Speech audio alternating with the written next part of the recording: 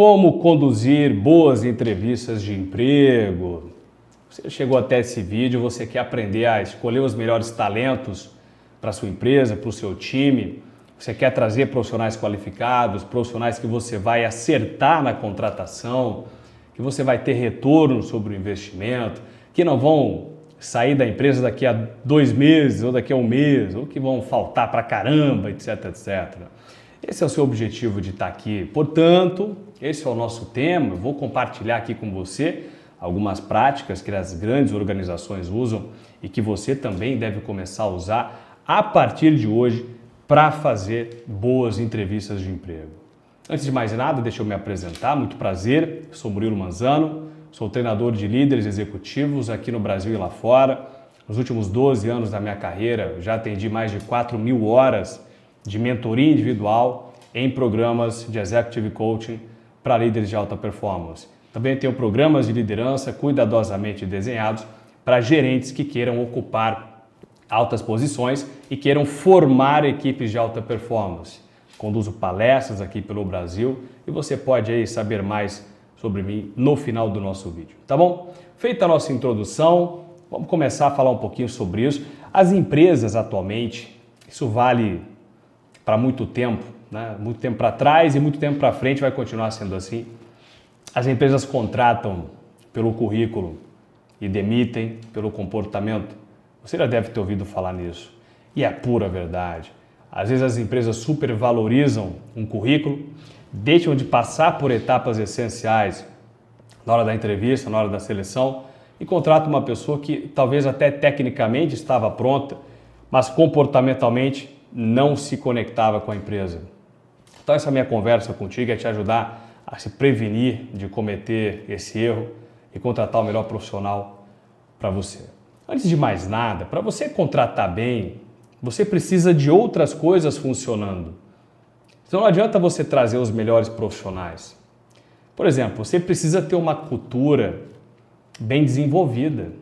Você precisa ter um clima organizacional bem desenhado para que as pessoas que chegam para trabalhar na empresa queiram continuar lá. Quantas empresas na hora da contratação o entrevistador vai lá e vende 1000 maravilhas, que aquela empresa é extraordinária, que aquela empresa tudo é lindo, né? E quando o profissional começa no primeiro dia dele, ele vê que ele foi enganado. Ele vê que aquilo que foi vendido a ele pelo entrevistador, pelo contratante, não condiz com a realidade. E você perde aquele profissional muito fácil. Então é necessário sim que você crie, por exemplo, bons programas de remuneração e de benefício. Quando eu falo bons programas, eu falo de clareza de crescimento. Os profissionais precisam de clareza para crescer. Precisam saber exatamente onde estão e se eles quiserem chegar em algum lugar, a que caminho eles vão seguir. Se você não tem clareza, os melhores talentos não vão ficar com você. O mercado vai lá e toma rapidinho, né? Você precisa, por exemplo, de bons líderes desenvolvidos ali dentro que vão criar uma cultura de alta performance e vão fazendo com que a sinergia aconteça, as pessoas trabalhem em equipe, as pessoas trabalhem unidas, porque elas são bem acompanhadas e bem orientadas por esses líderes. Então, tudo isso é necessário. Você precisa ter uma estrutura que atenda a sua boa contratação, senão você contratar bem não vai adiantar nada.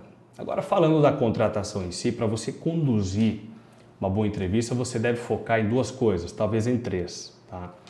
As 2 coisas principais de uma entrevista é que você deve separar essa entrevista em hard skills e soft skills, competências técnicas e competências comportamentais. As competências técnicas, por exemplo, é mais fácil de você mapear quando você está entrevistando, né?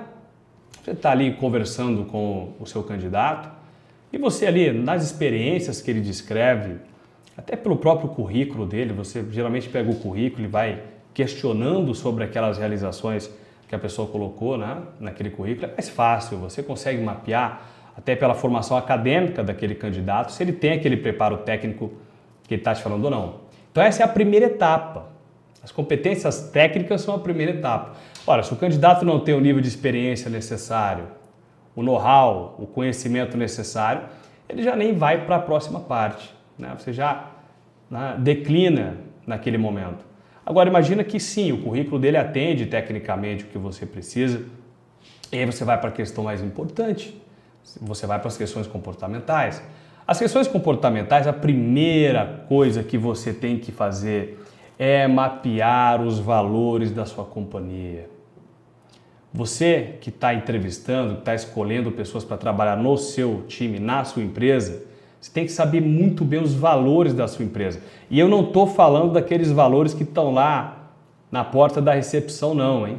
Não é aqueles valores, não. Geralmente, aqueles valores lá são só enfeite.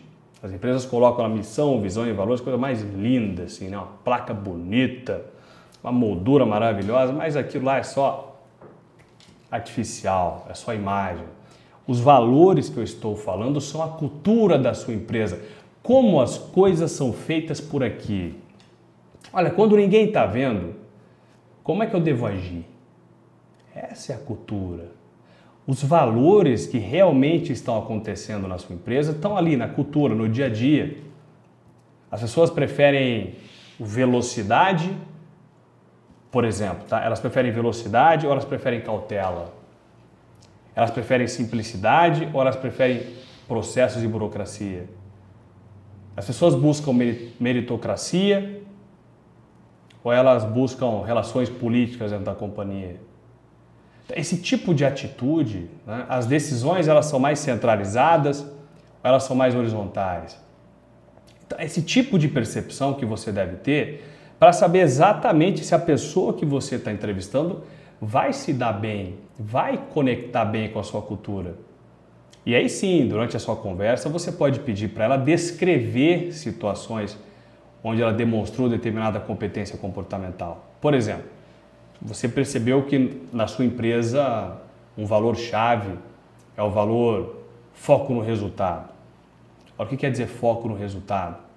Quer dizer a pessoa não se distrair da meta que foi dada a ela e trabalhar na direção daquilo. Isso tem os seus impactos. Às vezes a comunicação dá uma falhada aí, né? Às vezes algumas regrinhas de compliance não são seguidas para ter foco no resultado. Então, se você sabe que aquilo é necessário dentro da sua companhia, você vai perguntar para aquela pessoa, por exemplo, ei, me dê um exemplo de um dia na sua prática profissional que você teve que usar uma competência de foco em resultados. Você pode até explicar para a pessoa o que é foco em resultado. E aí ela vai descrever para você uma situação, um dia em que aconteceu, como é que ela resolveu. Você consegue mapeando as competências comportamentais. Então, esse tipo de entrevista dividida em hard skills e soft skills faz uma diferença enorme. Agora tem um terceiro grupo que talvez seja necessário para você também, dependendo da posição que aquela pessoa chega. As digital skills são fundamentais.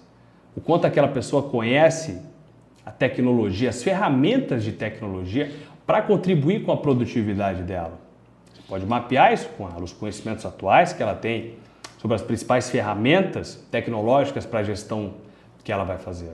Aí já depende um pouquinho, né, do nível de sofisticação daquele cargo. Mas competência técnica e competência comportamental dividem a sua entrevista. Atendeu tecnicamente? Ok, agora eu vou começar a dar uma mapeada aqui se ela atende a nossa cultura, se ela vai se conectar com a nossa cultura. Se você passar por essa etapa, você vai certamente melhorar a sua qualidade. Tem uma pesquisa do Instituto Gallup que eles entrevistaram 7.000 americanos. Você sabe o que eles concluíram? Dos 7.000 americanos que eles entrevistaram, metade, exatamente a metade, 50% deles, já haviam pedido demissão de alguma empresa dos seus líderes. Dos seus líderes. Então você percebe que metade do turnover, nesse caso, veio de uma liderança mal preparada.